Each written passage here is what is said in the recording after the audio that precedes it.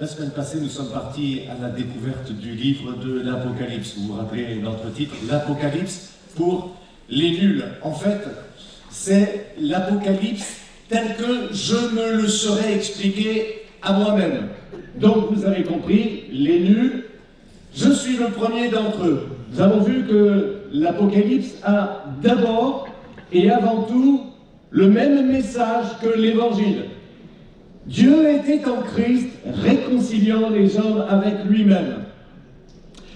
Jésus a vaincu le mal, le péché et la mort. Jésus les a vaincus par sa croix et sa résurrection. L'agneau de Dieu a triomphé. Aujourd'hui, nous repartons à la découverte du livre de l'Apocalypse avec un autre angle de lecture. Le titre de mon message ce matin, c'est « Les deux trônes ». L'Apocalypse nous fait voir l'histoire de Dieu et des hommes comme l'histoire d'un trône légitime qui est celui de Dieu. Mais un trône que l'adversaire essaye de remplacer par le sien dans une mascarade et un tissu de mensonges. Mais le trône de Dieu finit par se dresser plus grand et plus pur que jamais à la fin parce qu'il est le vrai, le seul, l'unique, il est le trône authentique. Au passage, ce matin, à travers quelques exemples, je vous montrerai comment il faut aborder les nombres dans le livre de l'Apocalypse. Ils sont presque toujours utilisés avec une perspective symbolique, presque visuelle, pour indiquer des rapports et des proportions. Mais on va voir ça tout à l'heure. Pour l'instant, on lit ensemble dans le livre de l'Apocalypse, au chapitre 4, à partir du verset 1er, et on lira tout le chapitre. Vous trouvez le passage, et on le lit ensemble. Après cela, j'eus une autre vision. Je vis une porte ouverte dans le ciel. La voix que j'avais entendue me parler auparavant, celle qui résonnait comme une trompette, me dit « Monte ici, et je te montrerai ce qui doit arriver ensuite. » Aussitôt, l'Esprit se saisit de moi. Et là, dans le ciel, se trouvait un trône. Sur ce trône, quelqu'un siégeait. Il avait l'éclat resplendissant de pierres précieuses, de jaspe et de sardoine. Le trône était entouré d'un arc-en-ciel qui brillait comme une pierre d'émeraude. Autour du trône, il y avait 24 autres trônes sur lesquels siégeaient 24 anciens vêtus de blanc et portant des couronnes d'or. Du trône partaient des éclairs, des bruits de voix et des coups de tonnerre. 7 flambeaux ardents brûlaient devant le trône. Ce sont les 7 esprits de Dieu. Devant le trône, il y avait comme une mer de verre aussi clair que du cristal. Au milieu, autour du trône, se trouvaient 4 êtres vivants, couverts d'yeux par devant et par derrière. Le premier être vivant ressemblait à un lion, et le deuxième à un jeune taureau. Le troisième avait un visage pareil à celui d'un homme, et le quatrième ressemblait à un aigle en plein vol. Chacun des 4 êtres vivants avait 6 ailes, couvertes d'yeux par-dessus et par-dessous. Ils ne cessent pas de chanter jour et nuit, « Saint, Saint, Saint est le Seigneur Dieu Tout-Puissant qui était, qui est et qui vient. » Chaque fois que les 4 êtres vivants chantent pour le glorifier, honorer et remercier celui qui siège sur le trône, celui qui vit pour toujours, les 24 anciens s'agenouillent devant celui qui siège sur le trône. Ils adorent celui qui vit pour toujours. Ils jettent leur couronne devant le trône en disant « Seigneur, notre Dieu, tu es digne de recevoir la gloire, l'honneur et la puissance, car c'est toi qui as créé toutes choses, elles sont venues à l'existence parce que tu l'as voulu, gloire à Dieu. » Ainsi, Jean voit une porte ouverte et à travers cette porte, derrière cette porte par laquelle il pénètre, il voit ce qu'il y a dans le ciel. Il a une vision du ciel. Le trône de Dieu représente sa gloire. Celui qui est sur le trône brille comme des pierres précieuses et il est lui-même entouré d'un arc-en-ciel éclatant comme de l'émeraude.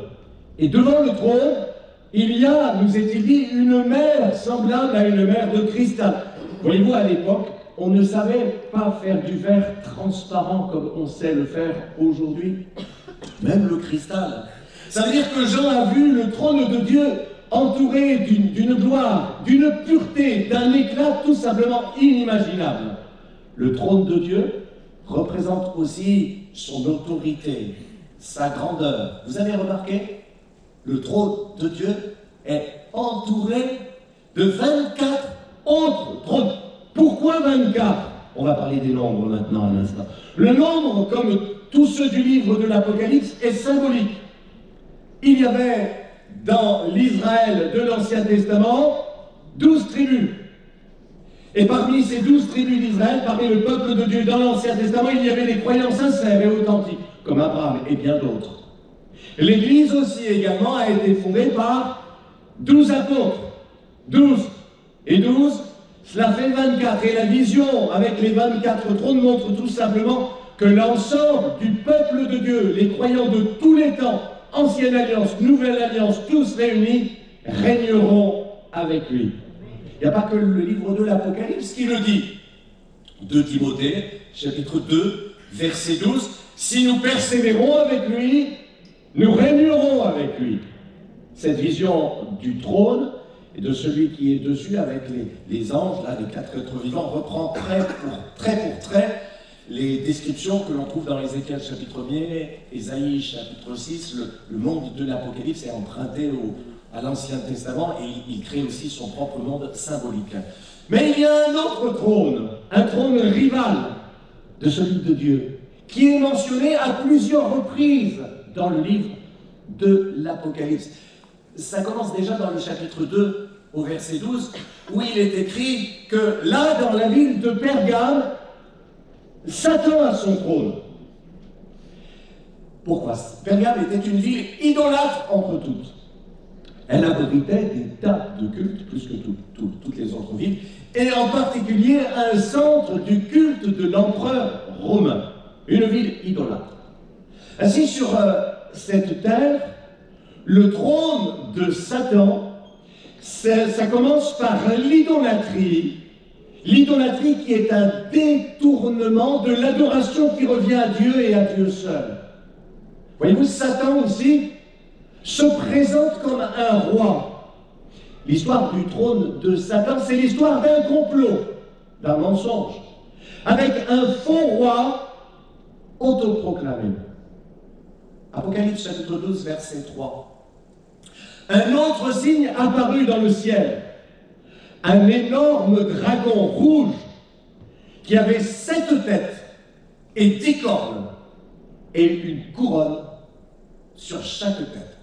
Le dragon est une image de Satan qui vient comme un roi rival de Dieu, le vrai roi. Seulement déjà, le dragon, qui représente Satan, a 7 têtes. Un dragon a 7 têtes. Déjà rien que ça, c'est un monstre horrible. Mais sur chacune de ces têtes, il a une couronne. Il se pose en roi. Il veut imiter le vrai roi. Il veut imiter Dieu. Oui, c'est vrai. Satan a un trône dans ce monde. Ce trône, il le doit au règne du péché dans la vie des hommes et des femmes qui se sont soustraits au royaume, au règne de Dieu. Et ça, c'est pas une révélation nouvelle. L'Évangile le disait déjà. Dans Jean chapitre 14, verset 30, Jésus appelle Satan le prince de ce monde. C'est dans les royautés qu'on voit les princes, n'est-ce pas? En 2 Corinthiens chapitre 4, verset 4, Paul l'appelle le Dieu de ce monde. Ce trône, Satan l'a sur la terre. Il est, comme le dit l'Écriture, le Dieu de ce siècle, c'est-à-dire le Dieu du temps présent, mais juste du temps présent. Aujourd'hui, il dispose de ce trône, il peut même le partager, en donner une part à qui il veut. Vous savez, il a voulu le proposer à Jésus. On le voit dans l'Évangile. Luc, par exemple, chapitre 4, versets 5 à 7, il nous est dit que le diable a fait voir à Jésus en un instant tous les royaumes du monde et leur gloire, leur splendeur. Et il lui a dit, je te donnerai toute cette richesse et tout ce pouvoir si seulement tu te prosternes devant moi et tu m'adores. Et le Seigneur a repoussé cette tentation et puis quoi encore? Il lui a dit, il est écrit, tu adoreras le Seigneur ton Dieu et tu le serviras lui seul. Amen. Jésus n'a rien voulu recevoir de Satan. Jésus est appelé à être roi, à régner, mais il n'a pas voulu le recevoir de Satan. Mais à la fin, il a reçu le règne véritable, éternel des mains de son Père. Gloire à Dieu. Vous aussi, mes frères et sœurs, vous êtes exactement face à la même alternative, le même dilemme que notre Seigneur Jésus. C'est exactement la même chose. Il y a sur cette terre un roi, c'est vrai, un faux, mais un roi qui vous promet monts et merveilles. C'est un séducteur de première et un baratineur en plus. Il vous promet la richesse facile, si et seulement si vous dégagez les principes. Vous laissez l'honnêteté de côté. Il vous promet 1001 plaisirs, tous plus forts les uns que les autres, juste si vous mettez le mariage au placard, par exemple. Il vous promet d'être le plus populaire. Si vous embrayez derrière ces mensonges, si vous acceptez vous aussi d'appeler le bien mal et le mal bien, voilà ce qu'il vous propose. Si vous cherchez un succès rapide, si vous voulez à tout prix le plaisir ici et maintenant, vous allez tomber dans le panneau. Cependant, la parole de vérité nous dit c'est la première lettre de Jean, chapitre 2, verset 17, le monde est en train de passer, ainsi que tout ce que l'on y trouve à désirer. Mais celui qui fait la volonté de Dieu dure pour toujours. Si vous croyez qu'il y a un vrai roi, avec un vrai trône, et que ce roi-là ne s'appelle pas Satan, mais Dieu, si vous dites à Jésus, tu sais Seigneur, je préfère être le dernier, mais avec toi sur la terre, pour régner avec toi sur ton trône pendant l'éternité. Si vous lui dites, Jésus, souviens-toi de moi quand tu viendras dans ton règne. Alors comme Jésus, vous aurez votre heure de gloire, mais au bon moment et de la bonne manière. Apocalypse chapitre 3, verset 11. Jésus dit, je viens bientôt.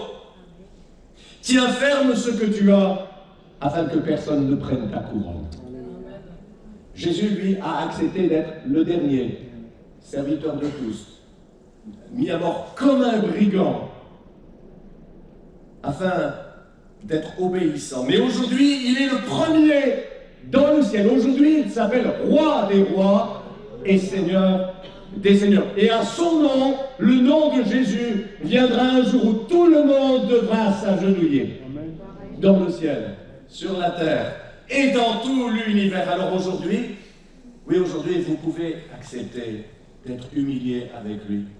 Oui, aujourd'hui, vous pouvez, en attendant ce jour, accepter d'être rejeté avec lui. Aujourd'hui, vous pouvez souffrir avec lui. Et bientôt, avec lui, vous régnerez. Jésus dit dans Apocalypse chapitre 3, verset 21, « Celui qui vaincra, je le ferai asseoir avec moi sur mon trône. Comme moi aussi j'ai vaincu, et je me suis assis avec mon Père sur son trône. » Voilà, l'histoire du trône de Satan, c'est l'histoire d'une grande arnaque dans ce monde. C'est nous faire croire que Satan pourrait nous donner ce qui en réalité n'appartient qu'à Dieu. Eh oui, il peut le donner pour un temps, mais dans un monde qui passe, et lui-même, il n'est qu'un roi en sursis. Et si le Christ a méprisé de partager le trône de Satan, il y en a un autre qui, lui, ne fera aucune difficulté pour le recevoir. Il s'appelle l'Antichrist. Et il surgira dans les temps de la fin. est-ce que vous vous souvenez, oui, parce que vous êtes des auditeurs attentifs, que la dernière fois, nous avons lu en Apocalypse chapitre 13, verset 2, que le dragon a confié sa puissance, son trône et un grand pouvoir à la bête. D'ailleurs, la bête est elle-même représentée avec 10 cornes, 7 têtes et une couronne sur chacune des têtes, des cornes. Le dragon et la bête ont tous les deux 7 têtes et 10 cornes. Ils veulent imiter l'agneau qui a 7 cornes, mais lui sur une seule tête. On le voit dans la vision de l'Apocalypse chapitre 5, verset 6. Mais elles ne peuvent pas imiter l'agneau, lui il a 7 cornes sur une seule tête, tandis que elles sont tout simplement des monstres. Qu'est-ce que ça veut dire? C'est une vision, mais pour nous montrer qu'aujourd'hui, dans ce monde, il y a une arnaque pas possible. Et partout. Tout au long de l'histoire, des bêtes antichristes se sont présentées et ont partagé un peu du trône de Satan. Les antichrists, ce sont les rois bidons de ce monde. Mais aussi les antichrists sont et ont été et seront des faux Christ, c'est-à-dire des faux sauveurs. Vous voyez, Satan essaye de détourner les hommes, les croyants en particulier, par tous les moyens possibles. Et il a plus d'un tour dans son sac. Il essaye bien sûr par la persécution, par la menace, par l'intimidation, mais s'il n'y arrive plus par la persécution, parce que vous préféreriez encore mourir plutôt que de le suivre, il va encore essayer de vous avoir, mais par la séduction, pour vous égarer, pour vous perdre, vous détourner de Dieu. Mais c'est toujours le même diable. C'est parce qu'il y a un faux trône, au fait, qu'il y a aussi des faux serviteurs de Dieu. Paul le dit dans 2 Corinthiens chapitre 11, versets 13 à 15. Ces gens-là ne sont que des faux apôtres, des tricheurs qui se déguisent en apôtres du Christ. Il n'y a là rien d'étonnant, car Satan lui-même se déguise en ange de lumière. Tout est faux, tout est bidon. Il n'est donc pas surprenant que ces serviteurs aussi se déguisent en serviteurs du Dieu juste. Mais à la fin, ils auront ce que méritent leurs actions. Quand il y a du faux, mais quand même, ça indique qu'il y a du vrai. Les faussaires font des faux billets de 100 €, parce que c'est quelque chose qui a de la valeur. Quand il y a du faux, c'est que quelque part, il y a du vrai, mais du vrai qui a de la valeur, du vrai qui est précieux. On fait des faux billets de 100 € parce que, là, ils valent 100 € quand même. Mais on n'a jamais vu un faussaire faire des fausses chaussettes trouées. On n'a jamais vu des faussaires faire des faux chewing-gums déjà mâchés. Ainsi, s'il y a des faux serviteurs de Dieu, c'est parce que dans la réalité, et sur cette terre, il y en a aussi des vrais. Seulement, il faut savoir les reconnaître. Et l'Apocalypse est là pour nous dire que nous avons besoin de discernement. La dernière fois, je vous parlais de la bête. En réalité, le livre de l'Apocalypse nous parle de 2 bêtes. Il y a la bête qui monte de la mer, l'Antichrist, et il y a une bête qui monte de la terre. Apocalypse chapitre 13, versets 11 à 14. Puis je vis une autre bête. Elle sortait de la terre. Elle avait 2 cornes semblables à celles d'un agneau, et elle parlait comme un dragon. Elle exerçait tout le pouvoir de la première bête en sa présence. Elle obligeait la terre et ses habitants à adorer la première bête, dont la blessure mortelle avait été guérie. Cette deuxième bête réalisait des grands miracles. Elle faisait même descendre le feu du ciel sur la terre, sous les yeux de tout être humain. Elle égarait les habitants de la terre par les miracles qu'elle pouvait réaliser en présence de la première bête. Cette deuxième bête porte un nom dans le livre de l'Apocalypse. Elle s'appelle le faux prophète. Apocalypse chapitre 19, verset 20. La bête fut capturée ainsi que le faux prophète qui avait accompli des miracles en sa présence. Vous vous souvenez, c'est cette deuxième bête, pour égarer ceux qui avaient reçu la marque de la bête et qui adoraient sa statue. La bête et le faux prophète furent jetés vivants dans le lac de soufre enflammé. Pourquoi est-ce qu'il y a deux bêtes et pas une seule? Alors, puisque j'ai dit que ce serait un apocalypse pour les nuls, on va faire simple, et même très simple. Les deux bêtes, qui sont l'Antichrist et le faux prophète, décrivent d'abord les faux Christ et les faux prophètes qui sont apparus tout au long de l'histoire. Tout au long de l'histoire, il s'en est présenté. Jésus le dit, hein, c'est dans Matthieu chapitre 7, verset 15. « Méfiez-vous des faux prophètes. Ils viennent à vous en vêtements de brebis, mais à l'intérieur, ce sont des loups voraces. Mais vous les reconnaîtrez à leur conduite. » S'ils ont toujours été présents, les faux Christ et les faux prophètes seront encore plus virulents dans les temps de la fin, ceux dans lesquels nous arrivons. Jésus dit, Matthieu chapitre 24, versets 23 et 24, il parle des temps de la fin.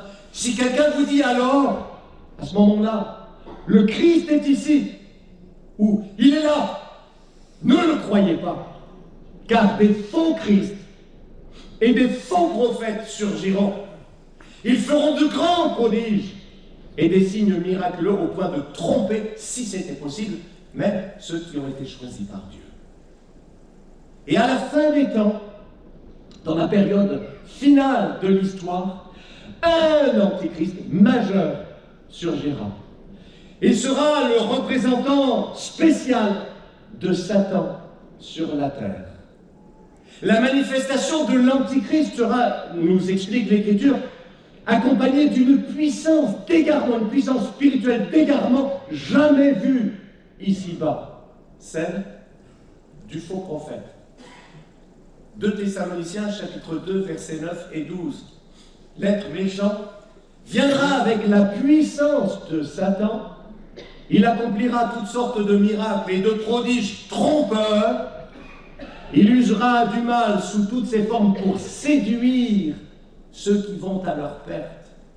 Ils se perdront parce qu'ils n'auront pas accueilli et aimé la vérité qui les aurait sauvés. Voilà pourquoi Dieu leur envoie une puissance d'erreur qui les pousse à croire aux mensonges. Ainsi, tous ceux qui n'auront pas cru à la vérité, mais qui auront pris plaisir au mal, seront condamnés. Comme dit Jésus, les faux Christ, les faux prophètes, ils arrivent ensemble, comme les deux bêtes de l'Apocalypse. C'est aussi ce que ça signifie. Et dans la période finale de l'histoire, il y aura un antichrist personnel accompagné d'au moins un faux prophète personnel. À Timothée, chapitre 4, versets 1 et 2, l'Esprit de Dieu le dit clairement. Dans les derniers temps, certains abandonneront la foi pour suivre des esprits trompeurs et des enseignements inspirés par les démons. Des enseignements inspirés par les démons.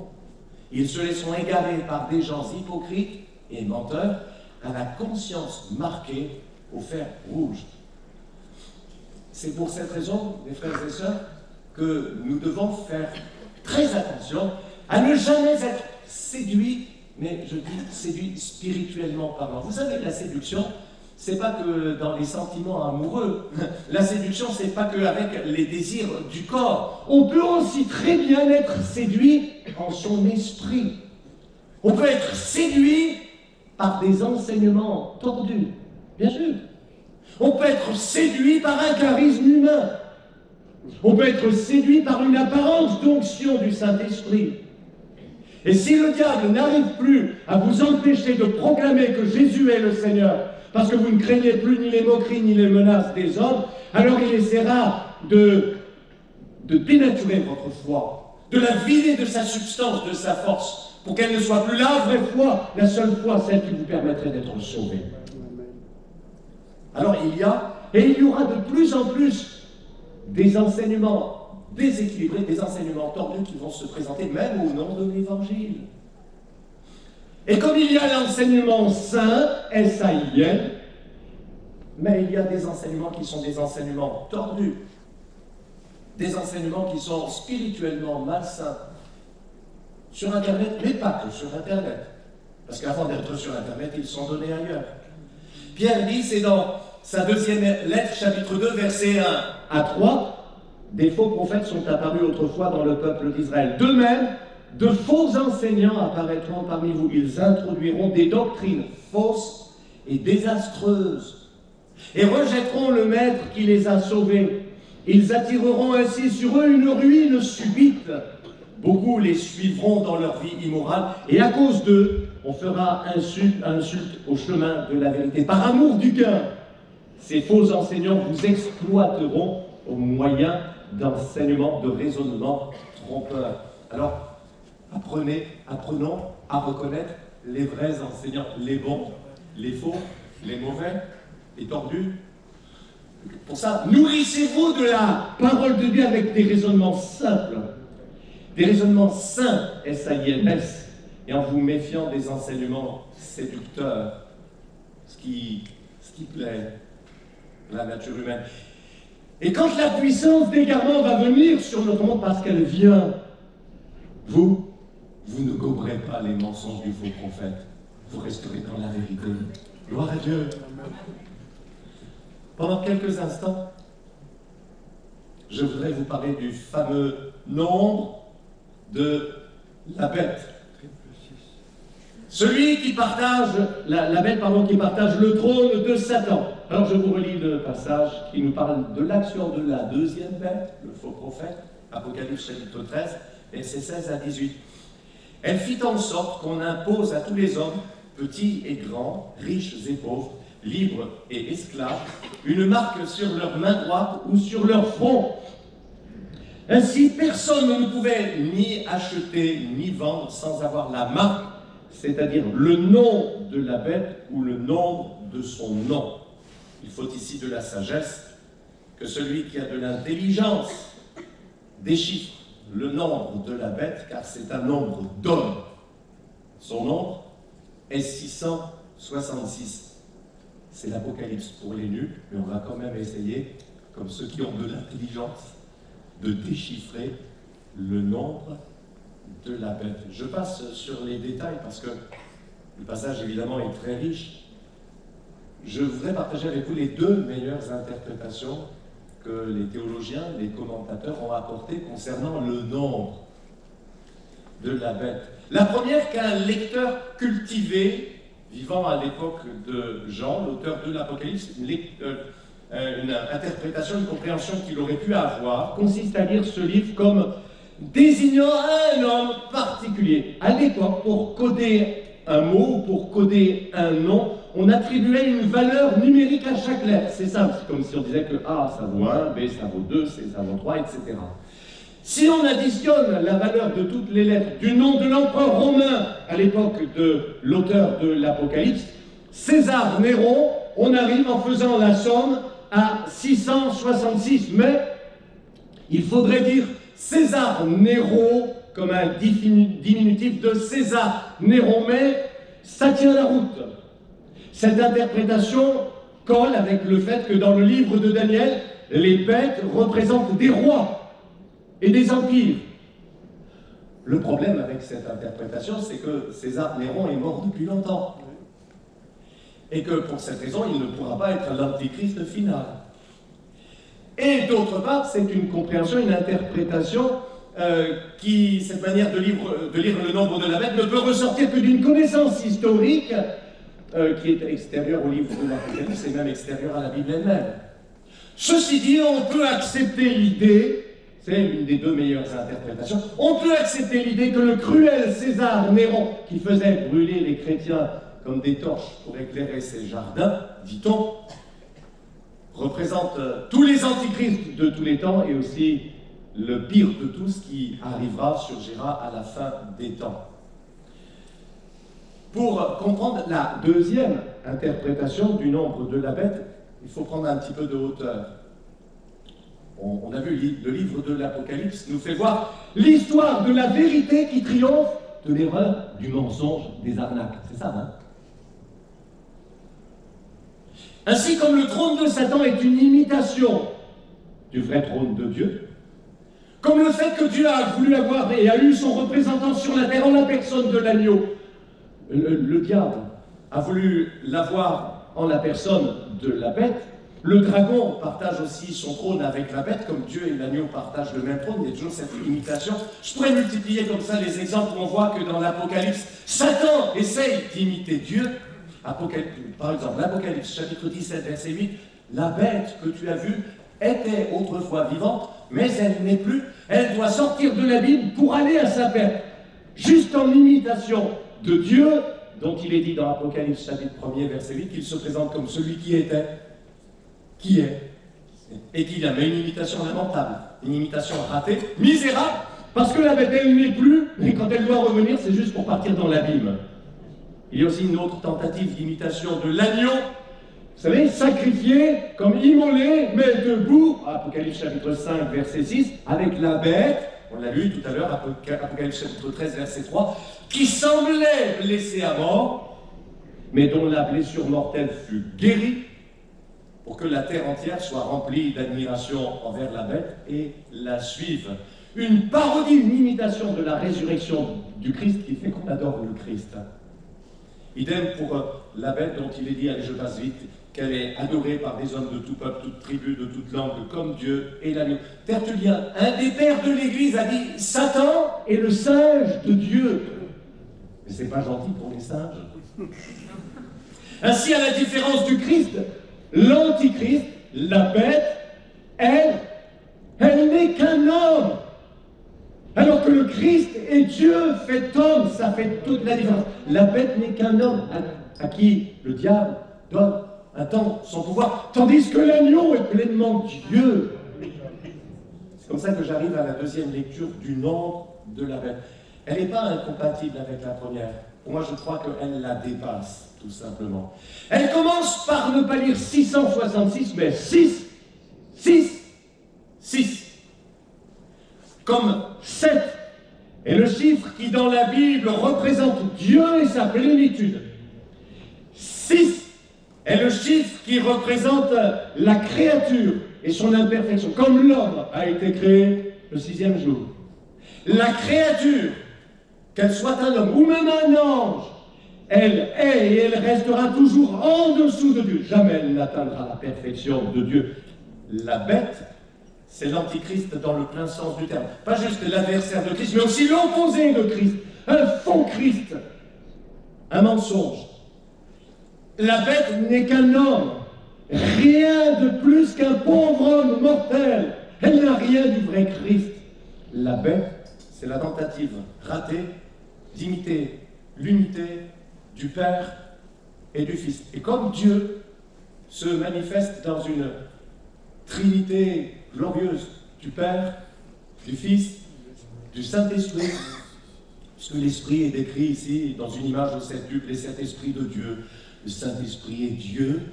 Le mal se manifeste dans une fausse Trinité, une Trinité bidon, avec le dragon, la première bête, la deuxième bête, ou pour leur donner leur vrai nom, le diable, l'Antichrist et le faux prophète. Une fausse trinité ratée en imitation, en singerie de la vraie, le Père, le Fils et le Saint-Esprit. Donc voilà ce que n'importe quel lecteur de la Bible attentif du livre de l'Apocalypse peut comprendre du nombre 6.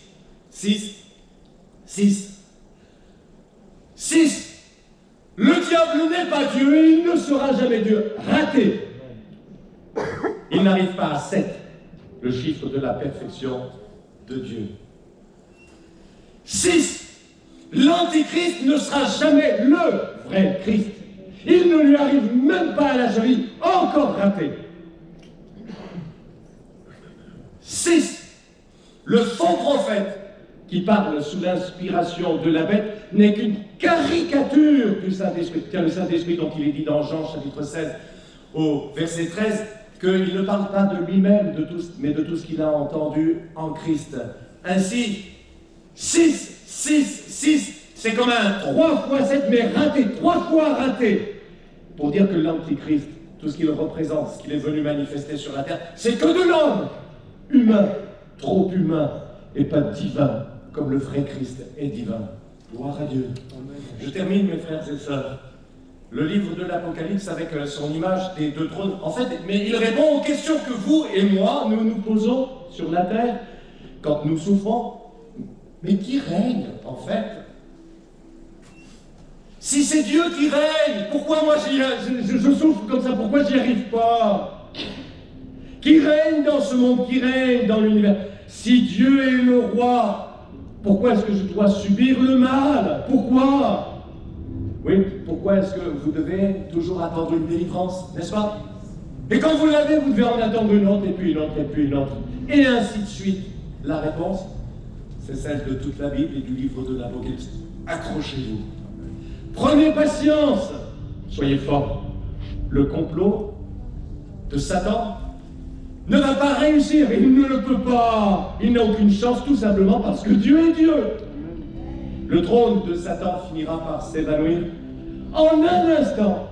Et alors, seul le trône de Dieu demeurera pour l'éternité. Et quand le mal viendra déferler sur la terre, dans la période finale de l'histoire, lorsque le rival du Christ sera présent, le Seigneur le vaincra en un instant. 2 Thessaloniciens, chapitre 2, verset 8. Alors, l'être méchant apparaîtra et le Seigneur Jésus le fera mourir par le souffle de sa bouche et par l'éclat de sa venue. Gloire à Dieu, Jésus va revenir, ce sera terminé. À la fin, le trône de Dieu qui aura été contesté, imité pendant un temps, se retrouvera sans rival, plus grand, plus glorieux, plus blanc, plus pur, plus éclatant que jamais. Apocalypse chapitre 20, versets 11 et 12. Puis, dit Jean, je vis un grand trône blanc et celui qui y siège. La terre et le ciel s'enfuirent loin de lui et on ne les revit plus. Ensuite, je vis les morts, grands et petits, debout devant le trône. Des livres furent ouverts. Un autre livre fut ouvert, le livre de vie. Les morts furent jugés selon ce qu'ils avaient fait, d'après ce qui était écrit dans les livres. Apocalypse chapitre 21, verset 5. Alors, celui qui siège sur le trône déclara, maintenant, je fais toutes choses nouvelles. Gloire à Dieu. On peut se lever, frères et sœurs. Gloire au nom de Jésus. Alléluia.